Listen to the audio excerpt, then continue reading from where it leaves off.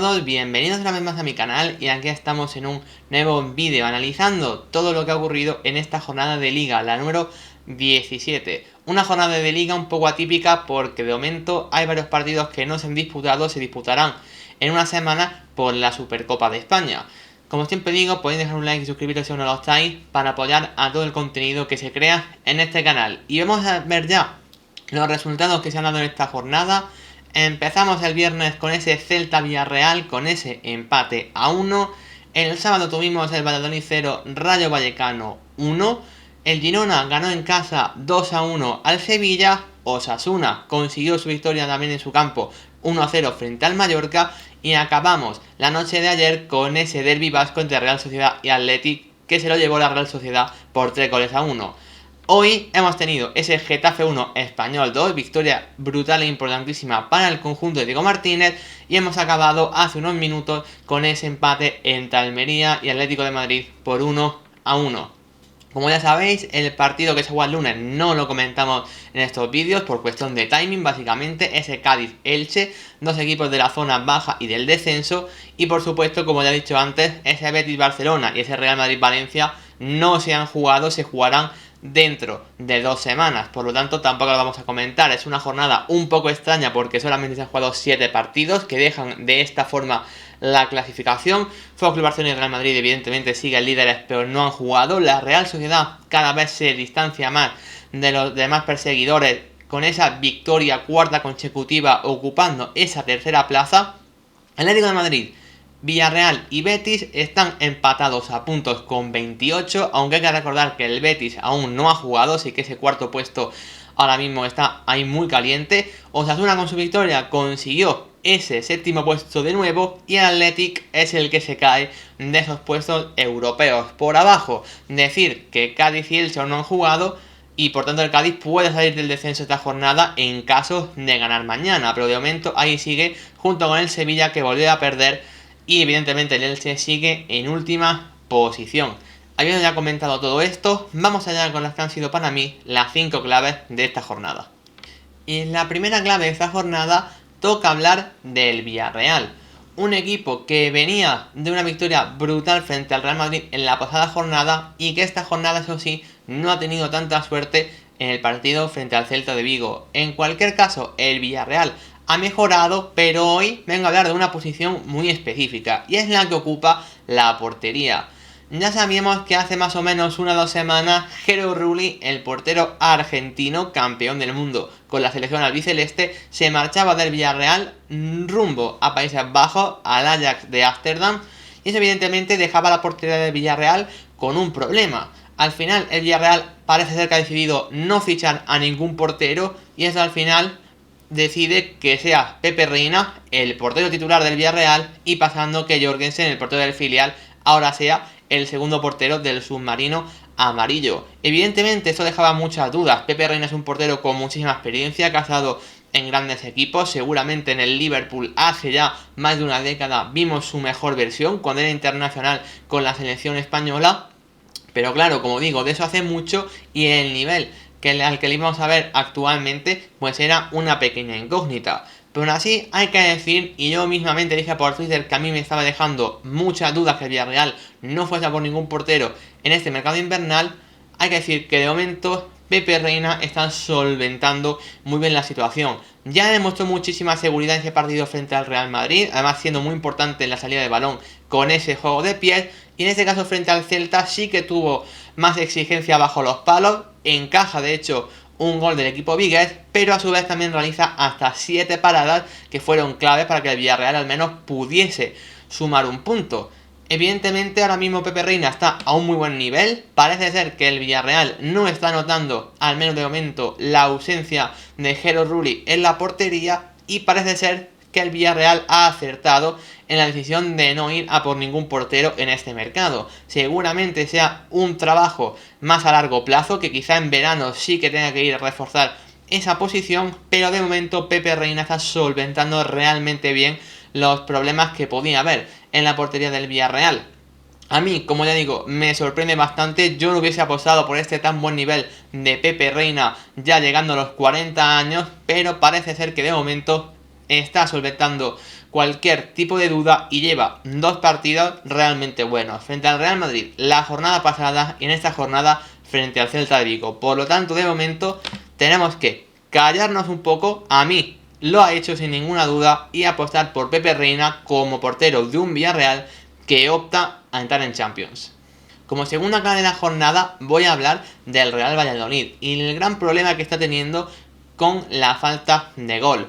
Ha vuelto a pasar esta jornada, el Real Valladolid jugando en casa se enfrentaba al Rayo Vallecano, un gol de Isi Palazón le daba la victoria al Rayo Vallecano y el Valladolid no fue capaz de marcar ningún gol, algo que ya estamos viendo habitualmente en jornadas anteriores, y es que el Valladolid, desde que volvimos del parón del Mundial, no ha conseguido marcar en ninguna de las 3 jornadas de Liga, tampoco lo consiguió en la jornada 14, en la anterior al Mundial, y entre medio de los 2 partidos también se ha quedado una eliminación de la Copa del Rey en una derrota frente al Alavés, un equipo, es verdad que muy fuerte, pero de segunda división, donde el Valladolid tampoco fue capaz de marcar. Evidentemente, esta situación está haciendo que el Valladolid, aunque había escalado algunas posiciones antes del Mundial, ahora mismo vuelve a estar muy cerquita de esa zona baja. Está a que si el Cádiz gana mañana puede entrar de nuevo en esos puestos de descenso. Y como digo, creo que el principal problema es lo que está sucediendo de cara a portería. Porque hemos hablado muchas veces de que el Valladolid en el centro del campo nos estaba gustando bastante, con jugadores muy interesantes como Quique Pérez, como Monchu, como Aguado. Creo que ahí no está siendo un problema. Hemos elogiado muchas veces a Fresneda. Hemos dicho que más o menos en defensa de la portería, más allá de algún debate inicial, más o menos el equipo no ha estado mal. Sin embargo, lo que está pasando en campo rival de cara a marcar esos goles, pues no está siendo nada productivo. Hay que empezar por los jugadores de banda, porque hay que decir que de momento Gonzalo Plata no está a su mejor nivel. Kennedy era un jugador que en el Granada hace varias temporadas demostró ser un jugador de muchísimo nivel, pero de momento no está entrando bien. Llegó con problemas de lesiones. El otro día, en este caso, contra el Rayo Vallecano fue titular y también se volvió a lesionar en la primera parte. Luego está por ahí Óscar Plano, que quizás es alguno de los que ha podido marcar algún gol, pero tampoco es un jugador que te vaya a aportar 8 o 10 goles por temporada. Así que los jugadores de fuera, de momento, esos extremos, tampoco están rindiendo demasiado. Pero creo que el principal problema que tiene el Valladolid ahora mismo es con la posición del 9. A día de hoy el Valladolid no cuenta con un 9 que realmente te esté dando goles como para que el equipo pucelano pueda estar más tranquilo de cara a portería. Seguramente esto lo tenía que estar cumpliendo Sean Weissman, pero de momento no está pudiendo marcar esos goles que sí le iban a marcar el año pasado en segunda división.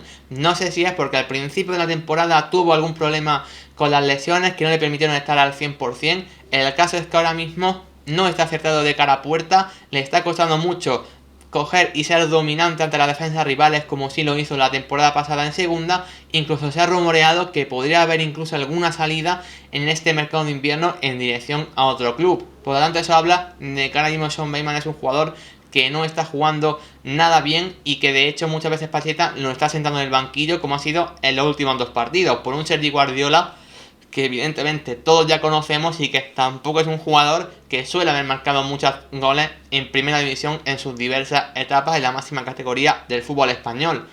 El jugador que mejor estaba rindiendo en esa posición de 9 estaba siendo Sergio León, que sí ha marcado ya varios goles en Liga. De hecho tuvo un mes que yo creo que estaba a un nivel de notable alto, incluso sobresaliente, pero cayó lesionado y evidentemente ahora mismo el Valladolid no puede contar con él. Por lo tanto, si el Valladolid ahora mismo, los jugadores de fuera tampoco terminan de generar demasiado y los delanteros centros, las pocas ocasiones que tienen, no están pudiendo convertirlas, eso explica por qué el Valladolid ya lleva 4 partidos de Liga sin marcar, sumando al de Copa del Rey frente al Deportivo Alavés.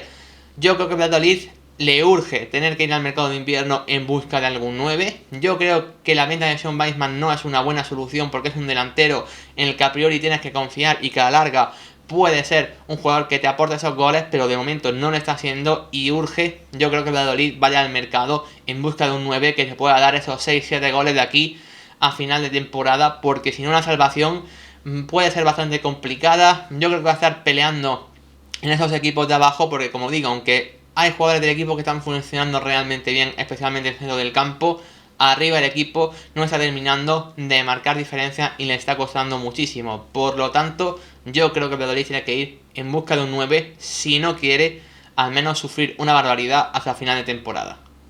Y si un equipo como el Valladolid está teniendo un problema en la zona de arriba, otro equipo con el que, aunque parezca raro decirlo, está peleando por esos puestos de abajo es el Sevilla, y todo lo contrario, está teniendo muchísimos problemas en la zona defensiva. Algo que era bastante evidente si tenemos en cuenta lo que pasó este verano. Diego Carlos y Koundé, dos centrales que seguramente formaban la mejor pareja del fútbol español o incluso la mejor del fútbol europeo, ¿por qué no decirlo? El nivel de Diego Carlos y de Koundé juntos era una bestialidad, eran dos centrales prácticamente insuperables, sobre todo en el campeonato liguero.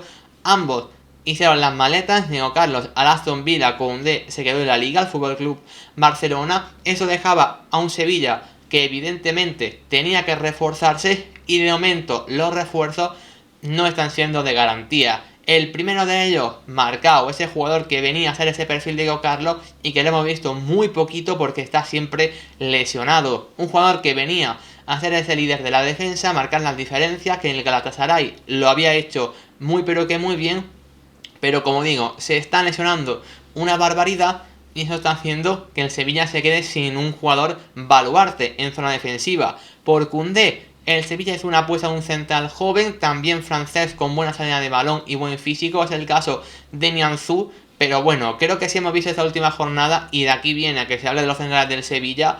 Nianzou es un jugador que no está preparado para jugar al máximo nivel, al menos en el equipo hispalense.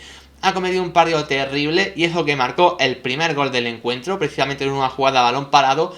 Pero es que los dos goles que encaja el Sevilla frente al Girona, gran parte de la culpa la tiene Nianzou. En el primero, en el gol de Stuani, es un jugador que él tenía que haberlo estado marcando y está dentro del área sin marcar absolutamente a nadie, y Stuani remata solo. Y en el segundo tiene el balón en una salida, la pierde y esa jugada acaba con gol de Yangel Herrera. Por lo tanto, es un jugador que es muy tendente al error, que le falta muchísima experiencia y que ahora mismo, aunque puede que tenga capacidades de cara a un futuro, no está preparado para jugar en el Sevilla, ya no digo de titular, sino incluso para estar en la plantilla.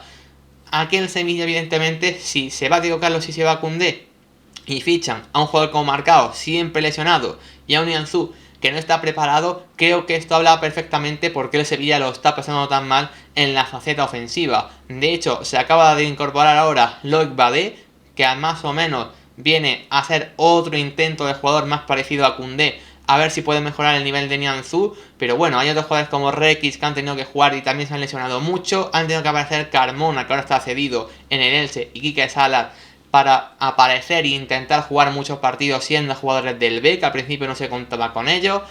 Seguramente el jugador que mejor está rindiendo en esa posición está siendo Gudel, que originalmente era un jugador para jugar en el centro del campo. Así que imaginaos cómo está básicamente la zaga del Sevilla, que está teniendo que ir de invento en invento intentando subsanar ese problema, ya con Lopetegui y ahora con Sampaoli. De momento en defensa del equipo no ha mejorado el nivel, y eso explica por qué ahora mismo el Sevilla sigue estando en puestos de descenso. La vida sin Diego Carlos y sin Koundé es muy pero que muy dura. Pero bueno, no todo iba a ser malo evidentemente en esta jornada, porque como cuarta clave tengo que hablar de uno de los que para mí está siendo uno de los mejores fichajes de la liga, y encima a un precio muy barato, porque el fichaje de Moi Gómez por Osasuna era uno de esos nombres que pasaban muy por debajo del radar, pero que están haciendo una temporada espectacular. De hecho, no se entiende la victoria de Osasuna esta jornada frente al Mallorca sin su aparición. Él es el jugador que da la asistencia a Aimar Oroz para poner ese solitario 1-0, pero más allá de eso, su partido fue uno de esos que al final lo comandan como uno de los mejores jugadores del equipo de Pamplona. Un jugador que aparece por el centro, también con capacidad para aparecer en una banda o en otra, que acapara muchísimo juego, que encima está trabajando defensivamente. Y como digo, quizá en el Villarreal se le estaba quedando ya demasiado grande. Al final, el Villarreal es un equipo que tiene una exigencia de estar siempre peleando por entrar en Europa. Osasuna, una exigencia algo inferior de estar peleando en esa mitad de tabla. El caso es que Osasuna ahora mismo va séptimo, posición en la que había quedado el Villarreal en estos años anteriores.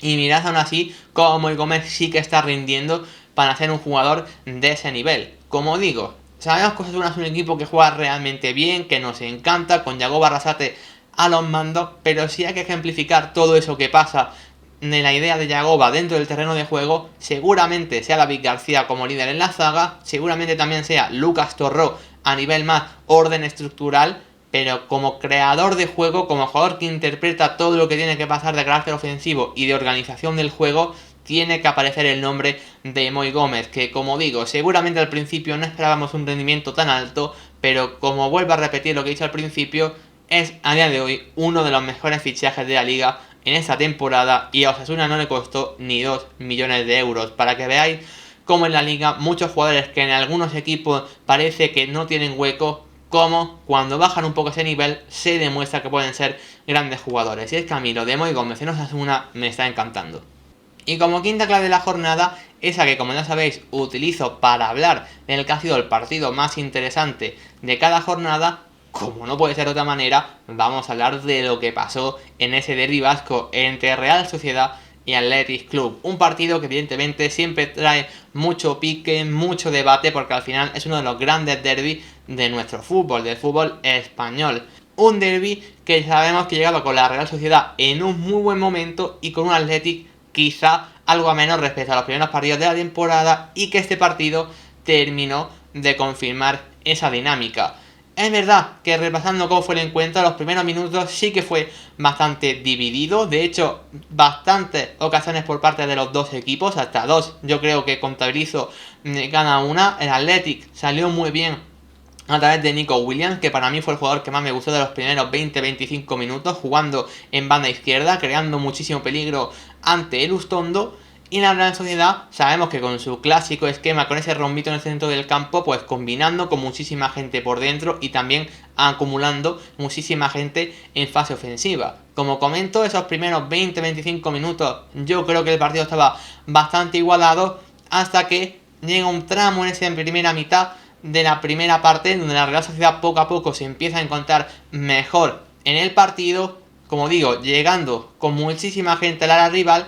Y en una jugada que al principio parecía que podía ser fuera de juego, Alexander Sorloth marca el primer gol del partido. Y es que el delantero noruego, que luego tuvo que ser sustituido por lesión, marcó su séptimo gol esta temporada. Lleva 4 partidos consecutivos marcando, y habla de que a pesar de la marcha de Isak, a pesar de que llegase Sadik y se lesionara a primera de cambio, el delantero noruego está sabiendo muy bien sustituir a estos jugadores, siendo un 9 de muchísima garantía para la Real Sociedad. A partir de este gol de Sorloth, la Real Sociedad sigue insistiendo, algo que me gustó, no se fue atrás ni muchísimo menos. Ya sabemos cómo funciona la Real Sociedad de Imanol Alguacil, busca ese segundo gol y lo acabó encontrando a través de un magnífico Take Kubo, que podemos decir perfectamente que fue el mejor jugador del partido y que nos dejó un auténtico golazo. Es verdad que en un robo muy bueno de la Real Sociedad presionando arriba de David Silva, este rápidamente le daba el balón a Kubo, Kubo tiraba un caño espectacular a Dani Vivian, de los mejores regates sin duda que hemos visto esta temporada, y luego definía realmente bien ante Unai Simón, que en ese momento ponía el 2-0. Hay que decir que el Athletic consigue reponerse bien de este gol. Pocos minutos más tarde, una combinación por banda izquierda entre Yuri y Nico Williams le dejaban un balón a Ollán Sánchez, que llegando desde atrás marcaba ese 2-1 que ponía realmente el encuentro pues muy emocionante. Con ese 2-1 al descanso, un auténtico partidazo en esa primera parte que disfrutamos realmente muchísimo, y que bueno, estaba para decidirse en esa segunda parte. Pero aquí llega la acción seguramente más controversial de todo el partido. Yo hice una encuesta en Twitter, que ya la estáis viendo en pantalla, sobre si esa acción de Geray Álvarez sobre Take Kubo es penalti y expulsión o no lo es. Los que votaron en la encuesta decidieron que no lo era.